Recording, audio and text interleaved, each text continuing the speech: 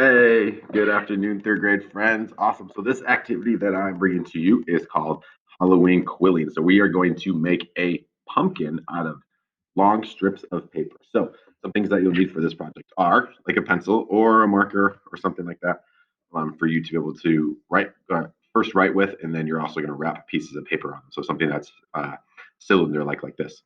You're going to need a Q-tip for some glue. You're also going to need some glue with it.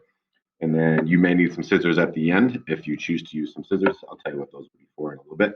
Then you also need some orange and green pieces of paper, some orange, green, and brown pieces of paper. You don't need very many, so most things that you need is lots of orange. So you grab a handful of them to start with, and you can always go back and grab some more after that. So let me teach you kind of what to do here. So what you'll do is first you'll dab some glue. So actually, first thing you're gonna do, is draw a pumpkin. So we are going to make a pumpkin. So just draw like an ovalish type shape. Got some not perfectly oval because no pumpkins are perfectly circle. And then maybe like draw a stem on it, possibly. And then maybe like those would be the leaves, and then maybe like a stem that kind of goes. So just draw like a little pumpkin just like that. That's the first thing you'll do. And then what I want you to do is then grab some orange strips of paper. So strips of paper will look like this, long strips of paper, and then you also need your pencil with you. So what you're going to do is you're going to wrap your pencil or your paper around your pencil. You want to do it super tight, tight as you can. Keep wrapping it, keep wrapping it. Try to have it as even as you can. Good. And then once you have it all the way wrapped around, kind of squeeze it and tighten it up just a little bit. Kind of hold it in its space, in its shape.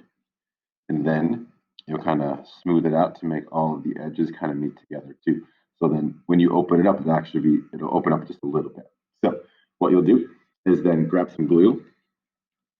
I'm going to start around the edges. I'm going to fill out the edges first. So put some glue on your paper on the inside of your pumpkin there with your Q-tip, and then press your piece of paper on top of it.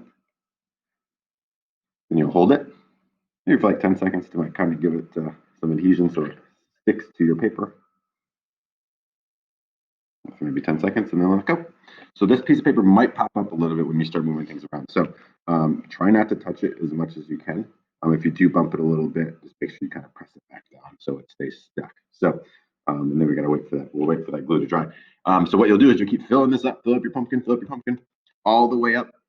And then I would maybe make a brown stem here, and then maybe some leaves that kind of pop off of it if you like. You don't have to put the brown and the green. I would maybe put the brown because all pumpkins have the brown, but sometimes have leaves on them, which is okay. So you keep doing that, and then all the way done, it'll look something like this, which is pretty cool. So these ones kind of came loose a little bit. So see how mine here was really, really tight? The less color you see in here, the less black you can see through, the better it'll look. So the tighter your strips of paper, the better. So this has got some stem, and it's got some leaves on it. So this is kind of like your end product. So after your end product, if you want to, you can add a jack-o'-lantern type thing to it. So I would use another one of these black pieces of paper like that are underneath here. Use one of these and then cut out some eyes for it.